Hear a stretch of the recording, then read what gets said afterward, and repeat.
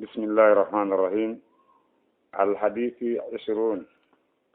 حديث نوغا يبون إن در ليرو دفتر حديث يوتن في كوتكم حرص الحياة. عن أبي مسعود يتام إباب مسعود أقبة أن ويتابن عمرو الأنصاري كو أنصاري ينكو جاني كو تاكا بمدينة بين يم بمدينة بين جند بمدينة بيوتي أنصاري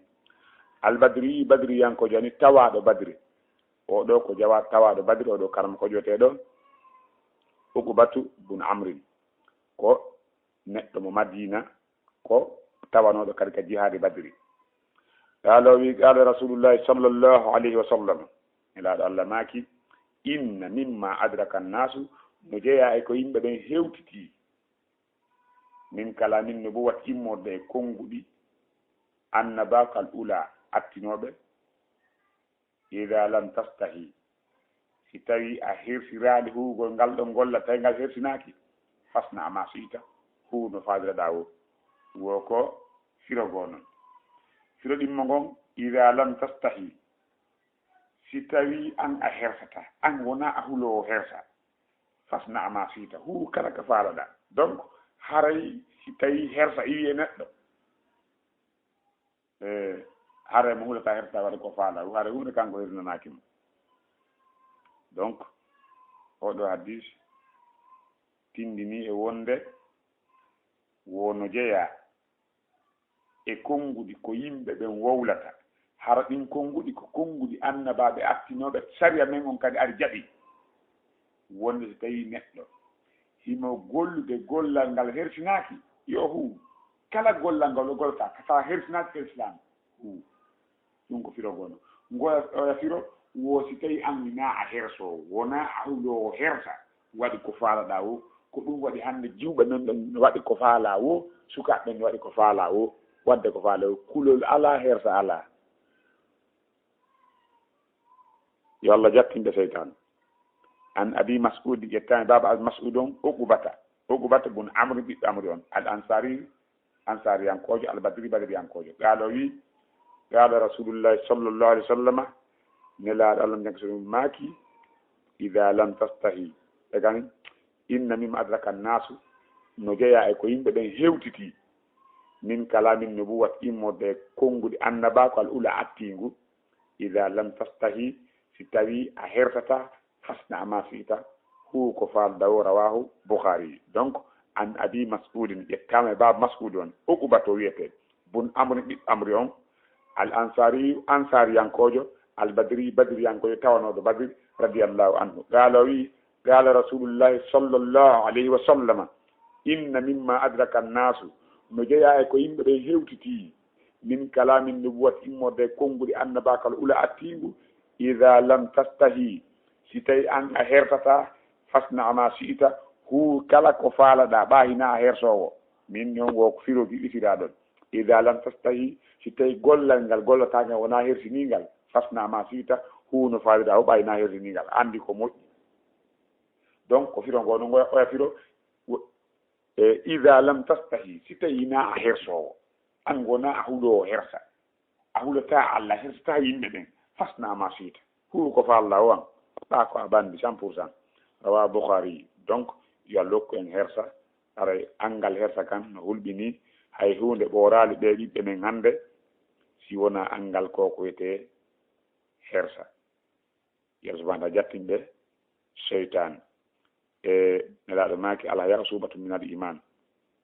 hersa ko feccere iman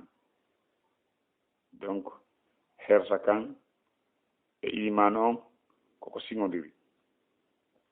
si a itti hersa kan e neɗɗo hara iman o yahi sa itti iman on hara hersa kan kadi yahi innondir seedata woni few migiti no kar no mallimanaku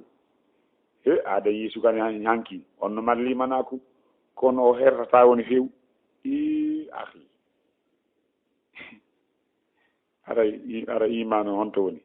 mo mari imanu kono o hersata ɗon ayi haƴƴu jabata ɗum ka haray hersa kan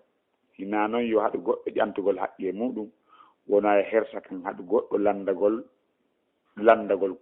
kadina ko hani landade kon ɓayde gandi sonnaje goo ari tawi nelaaɗo wi koye nelaaɗo allahu on ka hersata wolugol goonga ene hino fawi sonnajo lootagol longal si o hoyɗi kanko kadi nelaaɗo maaki hiyi si o yii ndiyan donc si tawi ndiya yalte makko yo looto donc o sonnajo ɗo hersali aɗugol lando ka diina figu faamugol donc ko ɗum waɗi hayno nelaaɗo fiɗɗinirayno noon hakkude makko sonnaɓe ɓen fof no windi waali no ɓe yewtireno ka cuuɗi e no hayno ɓe natata ka dus fopp no windi waali no ɓe lootota longal fof no windi waali haray ɗum ɗon fof ko ɓa hersa kan haɗata on tigi ɗaɓɓugol gandal wona hersa kan kadi haɗe ƴantugol haqqi e ma on kono haray noon si neɗɗo woni o hersata haray hino hulɓini yo Allah waɗɗo en hulayɓe hersa hulayɓe haara ko ɓuri foddude e hersede ko Allah subhanahu wa ta'ala hersu Allah wota Allah subhanahu wa ta'ala yi'e ka o haɗuma ɗon hersu Allah wota Allah hattoma ka o yamir maɗon haray nan miɗa wasiyo ɗo kala on wonande faalaɗo ƴamude haray yo o ndaaru hayta on to wi'i fo heeɓi wojji o jannguɗo hunji Qur'an kono ɗaɓɓuji o hersowo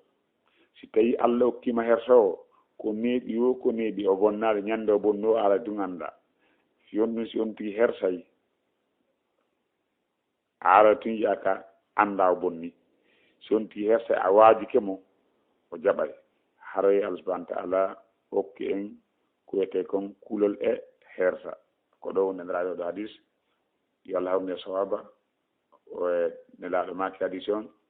inna mimma adraka an-nas no jeeya ko yimɓe ɗen hewtiti min kalamin nubuwatil ula immorde konguɗi annabako attingu ida lam tastahi si tawi a hersata fasna ma shiita hu kala ko faalaɗa bon haray yo Allah hawne sawaba wallahu a'lam.